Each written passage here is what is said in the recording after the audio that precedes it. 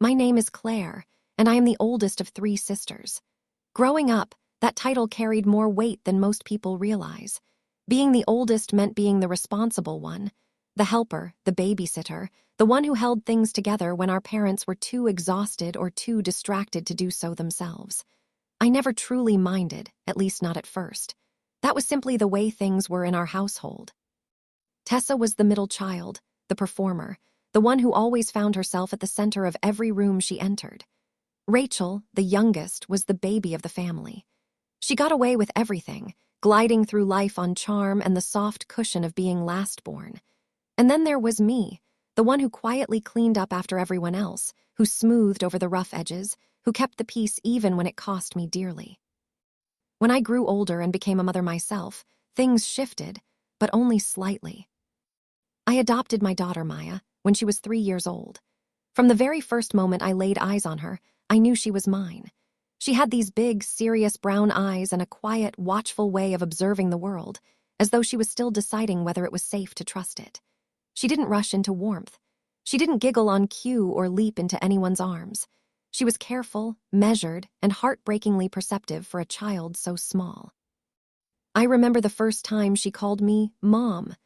I was dropping her off at preschool, and she said it so casually, as if she had always known it. I held myself together just long enough to get back to the car. Then I sat in the parking lot and cried for 20 minutes. From that very day, I made her a promise, one I whispered more to myself than to her. She would never feel unwanted in my family. Not again. Not ever. But no matter how fiercely I tried, that promise proved harder to keep than I had imagined. Tessa got engaged last spring. Big announcement, big diamond ring, a long and carefully worded Instagram caption. I congratulated her genuinely. I was happy for her. Maya even made her a handmade card. She cut out little silver wedding bells, painstakingly glued them on with far too much glitter, and wrote a message in her careful, artistic handwriting. Tessa smiled and said it was sweet. 2 weeks later, I found that card in the backseat of Tessa's car, half crumpled beneath a discarded Starbucks cup. Still, Maya was excited about the wedding.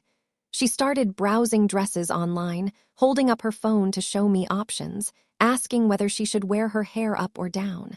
I could see the hopefulness in her eyes, barely concealed beneath her usual composure. She wanted to be included.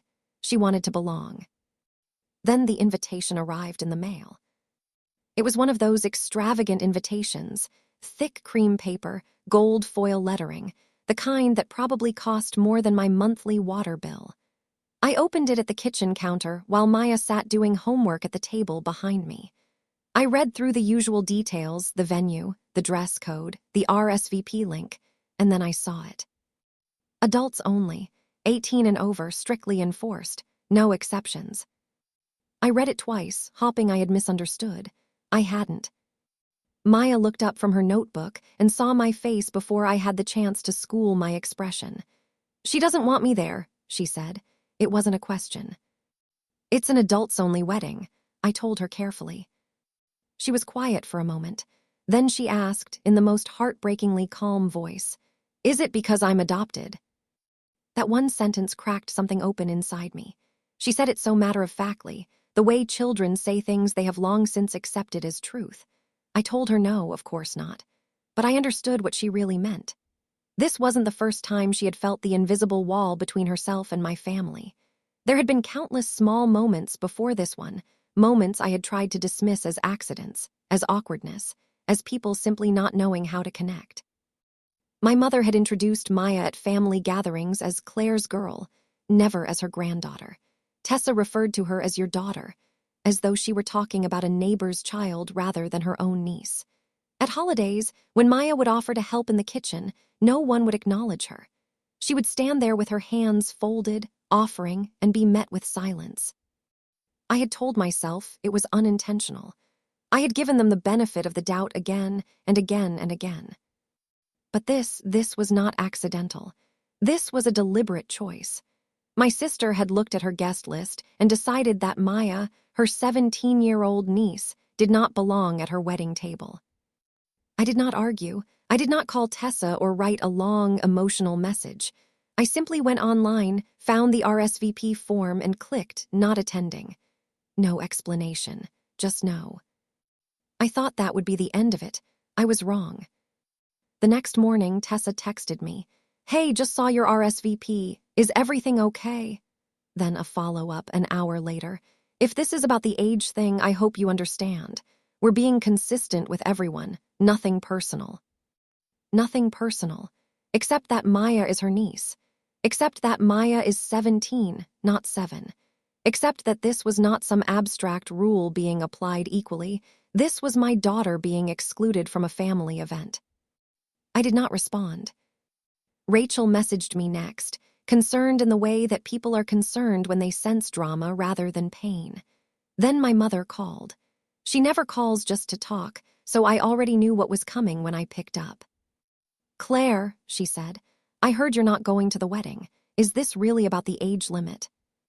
"Maya isn't invited," I said. "I'm not going without her." "She's almost 18, my mother replied. "It's not like she's a little kid, she's family." There was a pause, and then, "Don't punish your sister over this, it's one night." I said, "We're not going," and I ended the call. What followed was weeks of group chat messages, guilt, and commentary disguised as concern. Rachel said I was making a big deal out of nothing, that many children weren't attending, that I was making it about Maya when it wasn't. My mother sent a lengthy message about family unity, about sacrifice, about how difficult it was to be caught in the middle. I did not respond to any of it. Maya quietly deleted the dress photos she had saved on her phone. She stopped mentioning the wedding entirely. She didn't cry. And somehow, that hurt me far more than tears would have. She wasn't devastated. She was unsurprised. She had already learned, through dozens of small lessons no child should ever have to receive, not to expect much from them. The wedding came and went. We stayed home. Ethan made French toast. Maya painted in the sunroom. I read an entire book from cover to cover. It was quiet and peaceful and warm, and it felt nothing like the hollow obligation of every family holiday I had hosted for years. When Christmas approached, and no one had apologized, and no one had even acknowledged what had happened, I made a decision. A quiet one. I did not announce it. I did not make a speech or send a message or post anything dramatic. I simply did not invite them. No extra folding chairs. No pre-ordered roast. No big table pulled out from the garage. The group chat began buzzing around December 15th. Rachel asked what to bring to dinner at my place.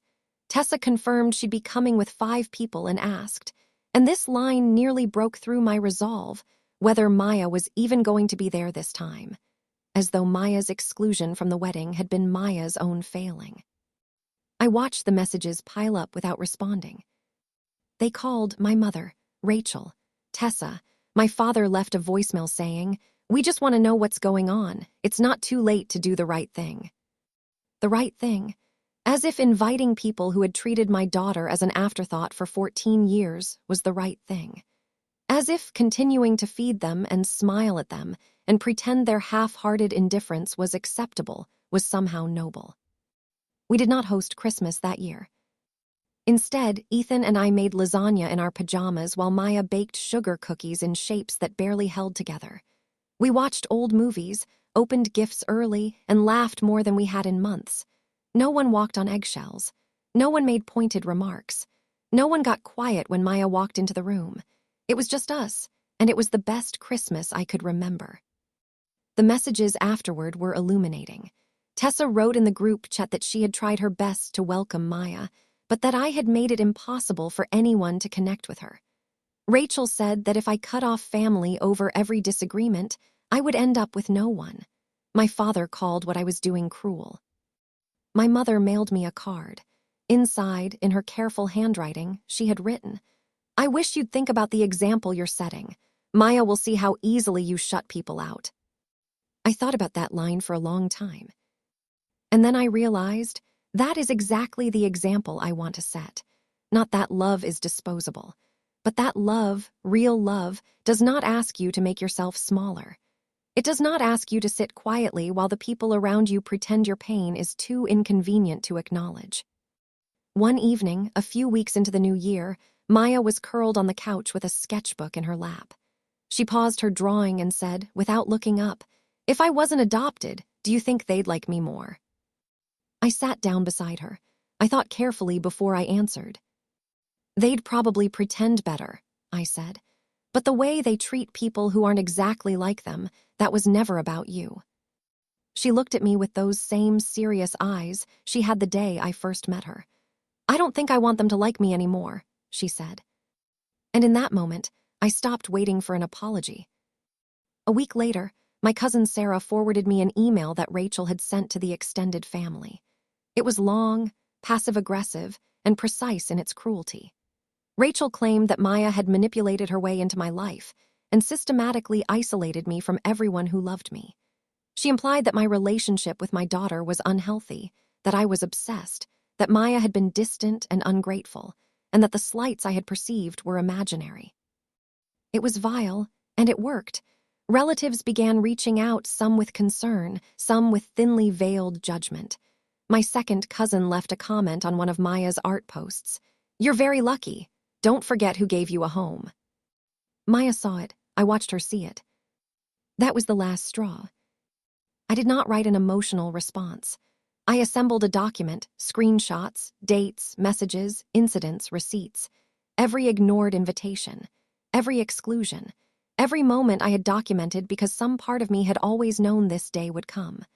I wrote a clear, factual letter and sent it once to the extended family with the subject line, "For those who wanted the full story." I did not ask for sides. I did not demand apologies. I simply gave them the truth and let them decide what to do with it. Some believed me, some didn't. A few quietly distanced themselves from Rachel. It didn't matter either way, I hadn't done it for them. I had done it for Maya, so she would never again question whether she had imagined what they had done to her. After that, I blocked everyone who tried to argue, everyone who insisted I should talk it out, everyone who believed that keeping peace was more important than protecting a child from a particular kind of slow and quiet cruelty. We never heard from them again directly. Fast forward 18 months.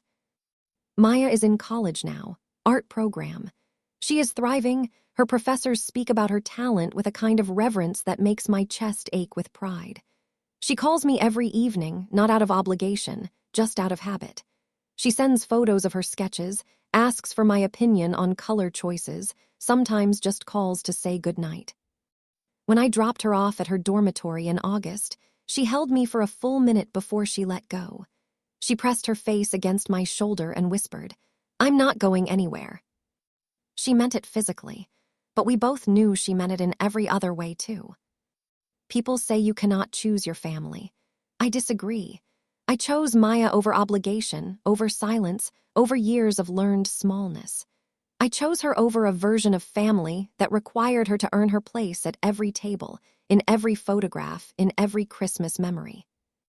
And if they still believe I will come crawling back someday, they are welcome to keep waiting. Sometimes, late at night, I wonder whether I was too harsh, whether I should have tried harder, stayed quieter, forgiven more easily. But then I remember the look on Maya's face the night I told her, firmly and without hesitation, "They don't get to treat you like that." I remember how tightly she held me when she left for college. I remember the promise I made to a frightened, 3-year-old with serious brown eyes, who had already survived more than most people ever will. I made that promise, and I kept it.